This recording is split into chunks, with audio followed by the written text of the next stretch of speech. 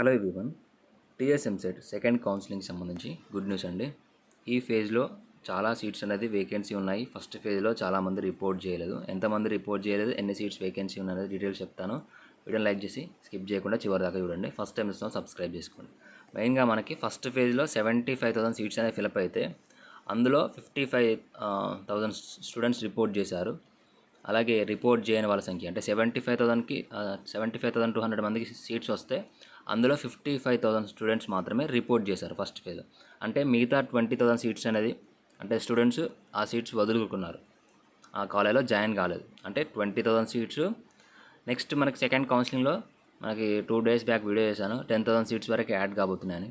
దానికి సంబంధించి కూడా 10,000 సీట్స్ అనేది ఇక్కడ ఆల్మోస్ట్ 9,000 సీట్స్ అనేది కొత్తగా సీట్స్ యాడ్ కాబోతున్నాయి.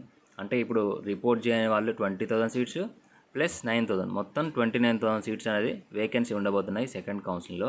ఎవరికైతే ఫస్ట్ ఫేలో మంచి సీట్ రాలేదో వాళ్ళు సెకండ్ కౌన్సిలింగ్లో ఎక్స్పెక్ట్ చేయొచ్చు మంచి సీట్ అనేది. అలాగే సీట్ రాని వాళ్ళు కూడా ఎక్స్పెక్ట్ చేయొచ్చు. సో ఈ 20,000 మంది స్టూడెంట్స్ మేనేజ్మెంట్ కోటాకి వెళ్ళడం ద్వారా, లేదా జోసా కౌన్సిలింగ్లో సీట్ రావడం ద్వారా, సీసాప్ కౌన్సిలింగ్లో సీట్ రావడం ద్వారా, లేదా ఏపీ ఎంసెట్లో సీట్ రావడం ద్వారా అటు వెళ్ళడం ద్వారా ఈ 20,000 సీట్స్ అనేది చాలామంది వదులుకున్నారు. సో ఇది ఒక రకంగా స్టూడెంట్స్ అందరికీ గుడ్ న్యూస్. మీకు ఇన్స్టిట్యూట్ ప్రొఫైల్లో ఎన్ని సీట్స్ ఉన్నాయి, ఇన్స్టిట్యూట్ ప్రొఫైల్లో డీటెయిల్స్ అప్డేట్ చేస్తారు, ఎన్ని సీట్స్ పెరిగాయి అనేది. కాలేజ్ వైజ్గా 120 సీట్స్ అనేది ఇంక్రీజ్ చేశారు. సో కాలేజ్ వైజ్గా మరి ఏ బ్రాంచ్లో ఎన్ని సీట్స్ ఇంక్రీజ్ చేశారు అనేది ఇన్స్టిట్యూట్ ప్రొఫైల్లో డీటెయిల్స్ ఉంటాయి. సో ప్రీవియస్ కౌన్సిలింగ్లో ఎన్ని సీట్స్ ఉన్నాయి, ఈ కౌన్సిలింగ్లో ఎన్ని సీట్స్ ఉన్నాయి అనేది మీకు ఐడియా ఉంటే ఆ కాలేజెస్లో మీరు వెబ్ ఆప్షన్స్ అనేది ఇవ్వడానికి ట్రై చేయండి. ఓకేనా.